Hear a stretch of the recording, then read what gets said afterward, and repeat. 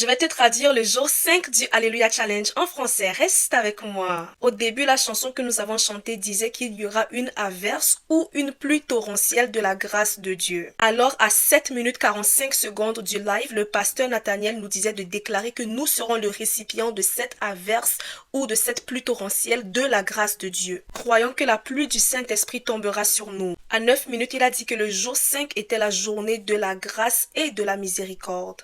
Ensuite, il nous a dit de relire le psaume 136 au complet. À 9 minutes 25 secondes, les gens criaient dans la salle parce qu'il pleuvait en même temps qu'ils chantaient cette chanson pour dire que c'était prophétique. À partir de 18 minutes 50 secondes, nous avons chanté cette chanson qui dit « Je suis heureuse que Jésus m'aime et qu'il m'aime moi aussi ». À 22 minutes 30 secondes, le pasteur Nathaniel a utilisé cette chanson pour nous dire que tu sais très bien que Jésus t'aime et tu penses vraiment qu'il va t'oublier.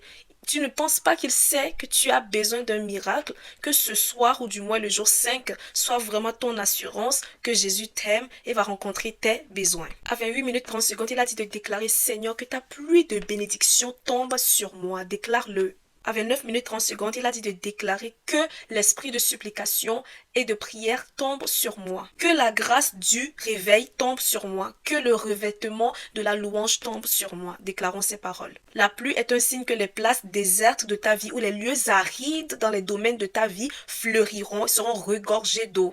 À 43 minutes, il a récité un verset, c'est dans Exode 14, verset 13 qui dit « Ne craignez rien, restez en place et regardez la délivrance que l'Éternel va vous accorder en ce jour. » Et il a dit « Pendant que nous adorons et restons tranquilles, sachant qu'il y a un Dieu de délivrance qui agit en notre faveur. » Alors, à 43 minutes 30 secondes, il a dit d'adorer Dieu et de croire pendant ce moment que nous adorons que Dieu est en train de travailler en notre faveur. À 45 minutes, nous avons aussi fait cet exercice où nous sommes restés tranquilles, où il nous a dit de ne pas bouger et de croire aussi pendant cette période-là que Dieu agissait en notre faveur.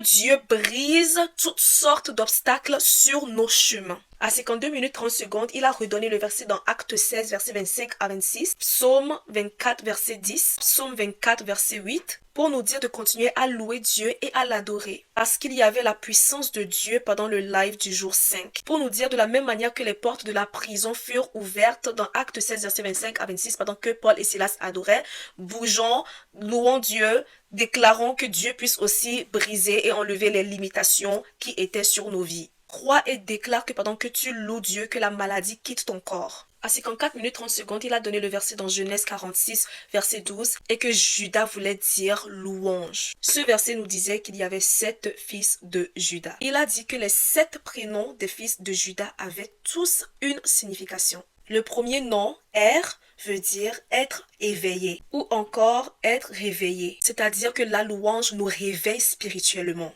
Et que c'est une des promesses que nous allons vivre pendant ce Alléluia Challenge. Et que la main de Dieu s'élèvera toujours en ta faveur. Ensuite, il a donné le verset dans Ésaïe 51, verset 9. Pour dire qu'une des révélations pour le Alléluia Challenge est la main de Dieu. À 59 minutes, il nous a dit de déclarer, de prier, Seigneur, que ta main fasse des choses merveilleuses dans ma vie, que je ne fasse pas ce Alléluia Challenge en vain. Déclare que la main de Dieu touche chaque aspect de ta vie, ta santé, ton travail, ton business, peu importe, juste déclare que la main de Dieu fasse des choses merveilleuses dans ces domaines de ta vie. Ensuite, il a déclaré que la main de Dieu apporte l'accélération dans nos vies. Il a dit de faire cette prière intensément. À 1h01, il a donné le verset dans Éphésiens 5, verset 14. Avec ce verset, il nous a dit de déclarer que nous refusons de dormir dans notre relation avec Dieu. Nous allons rester réveillés dans notre vie de prière, dans notre vie de la méditation, de la parole, dans la sainteté. Déclare que les dons et talents que Dieu a mis en toi se réveillent aussi. En bref, prie pour vivre un réveil spirituel. À 1h04 et 20 secondes, il a dit de déclarer « Je refuse de dormir spirituellement et de m'assoupir ».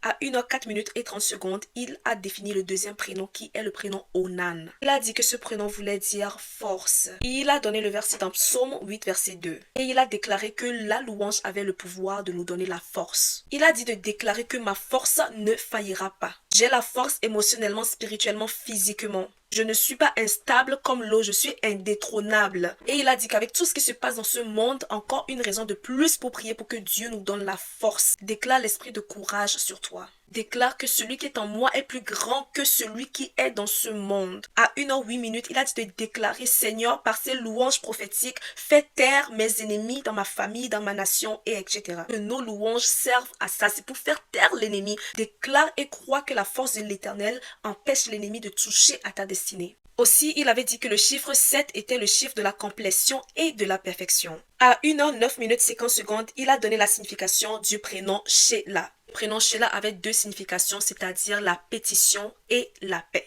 Par pétition, on veut parler d'une requête et par la paix, on veut parler de tranquillité. À 1h10, il nous a dit de prier pour les requêtes que nous avons écrites dans nos journaux. À 1h11 et 40, il a donné le verset dans Philippiens 4, verset 6, pour nous dire que nous ne devons nous inquiéter de rien devant notre Père et qu'il veut nous donner la paix et la tranquillité, malgré les besoins que nous avons. Et ensuite, il a aussi donné le verset dans Ésaïe 66, verset 12. Il nous a dit de demander à Dieu d'étendre sa paix dans les domaines de nos vies comme une rivière. Exemple, Père, étends ta paix dans ma famille comme une rivière. Déclare la paix dans ton business, dans ton travail, dans ton mariage, dans tes études. Juste déclare la paix même dans ta santé. Amen. À 1h15 et 30, il a donné le prénom Zarak.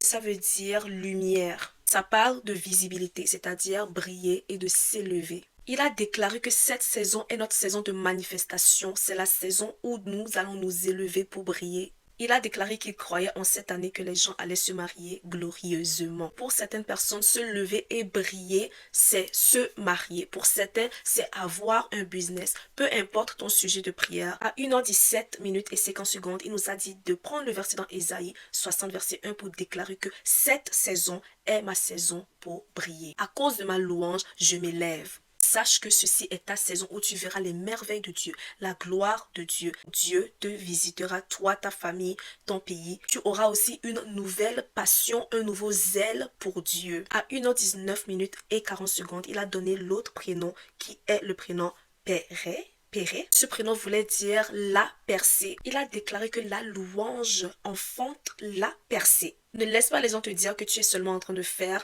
le Alléluia Challenge pour les bénédictions. Sache justement que la louange attire la percée dans ta vie et ceci est un résultat normal en fait. Il a dit de ne pas attendre que les choses aillent bien avant de louer Dieu, qu'il est important de le faire même quand les choses vont mal. Nous allons remarquer dans Acte 16, versets 25 à 26 que Paul et Silas priaient, louaient, adoraient Dieu dans la prison et c'est comme ça que les portes de la prison s'ouvrirent. À 1h21, il a donné le verset dans Ésaïe 54, versets 1 à 3. Il a dit de déclarer que je vis la percée dans chaque domaine de ma vie. Je sors des prisons, des choses qui me retenaient, qui empêchaient ma percée. Je m'étends, je bouge, je m'élargis. Je déclare une percée constante dans ma vie. À 1h23 et 15, il a donné le prochain prénom qui est Etzron. Ce prénom veut dire être établi, être sécurisé ou sécure. Il a utilisé le verset dans 1 Pierre 5, verset 10. Il a dit de déclarer une stabilité divine dans notre vie. Prie pour une stabilité parfaite dans ta vie. Un affermissement divin.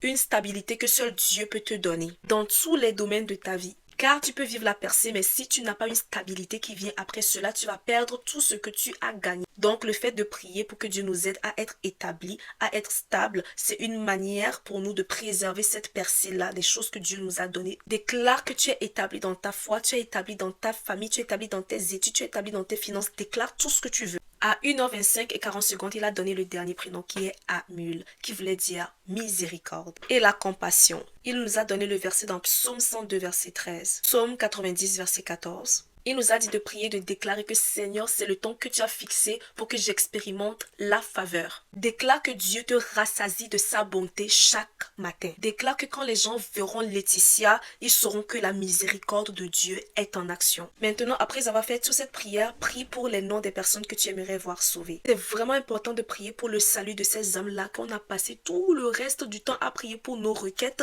Maintenant, prions pour le sujet le plus important qui est le salut de ces âmes-là. Car c'est le sujet qui est le plus important pour Dieu. Appelle-les par leur nom quand tu prieras pour eux. Si tu as quand même regardé cette vidéo jusqu'ici, mais tu n'as pas une relation personnelle avec Jésus et que tu fais peut-être ce challenge parce que tu aimerais juste peut-être en apprendre même plus sur la vie chrétienne ou la spiritualité, mais tu aimerais quand même bâtir cette relation avec Jésus et avancer avec lui, alors je te prie de faire cette prière du salut qui va t'aider en fait à commencer ta marche chrétienne. Aussi, une petite note, je dis toujours c'est bien de faire cette prière du salut pour être sauvé, mais il est encore plus important de trouver une assemblée dans laquelle vous pourrez grandir spirituellement, mais encore plus avoir une vie constante de la méditation de la parole de Dieu, c'est-à-dire la Bible, et de la prière pour grandir dans votre foi chrétienne. C'était tout pour moi aujourd'hui. J'espère que cette vidéo vous a béni. À la prochaine pour la traduction du jour 6.